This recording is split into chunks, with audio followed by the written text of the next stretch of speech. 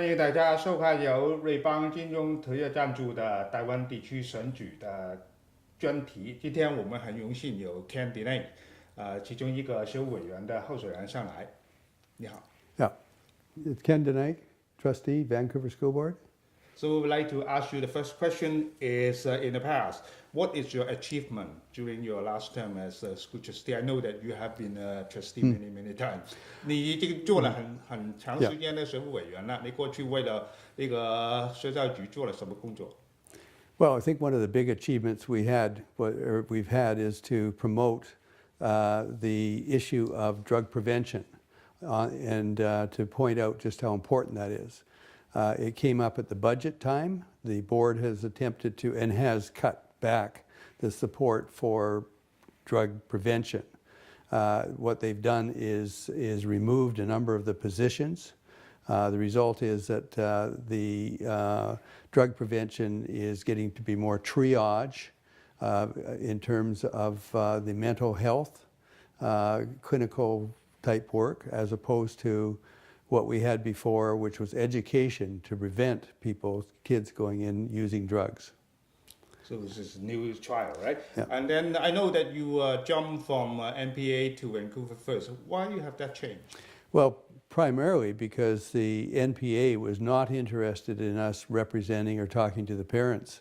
They were saying that, and they outlined that they wanted us to step away and let the parents do the discussion themselves, that they would not, the NPA would not be involved, and that was just unpalatable. It just was not the correct thing to do. It's important that trustees do hear from parents and represent them represent them.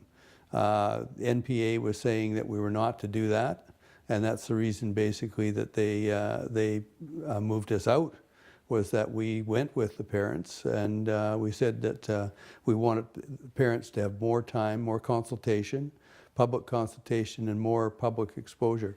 That was against what NPA was attempting to do. They wanted things all to be quiet. And that just is not right.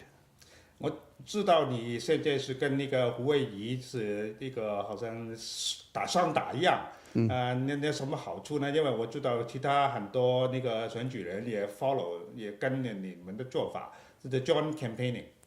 It's important that we have a joint campaign. We each have different talents. Certainly that Sophia has good talents in terms of mental health. She's a mental health clinician. It's also important that we have two people so that if we both get on, we have somebody to second our motions. If it's just one person gets on, and if you're independent, you have really no say at the board at all. Two people are able to put motions forward, be able to sort of change the direction of the board, and to do that quite effectively. You need two for that. I know that you are a non-Chinese candidate, but then you did a lot of stuff for the Chinese community. Can you mention a little bit? Oh, well, one of the things that Sophia led in and that I supported strongly was to have the day for the Chinese New Year's as a day off, and to change the professional day, one of the professional days, in order to have that happen.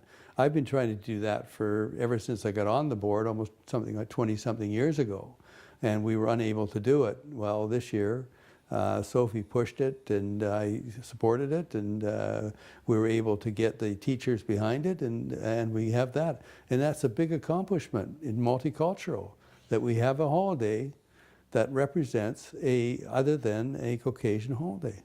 所以在这个多元文化的社会里面，能够争取这个华人的农历年作为一个学校的假期，大家都很开心的。好了，这一集的四所的专题已经完毕了，我最后请那个 candidate 邓丽群来说一说他这个竞选的这个最后的呼吁。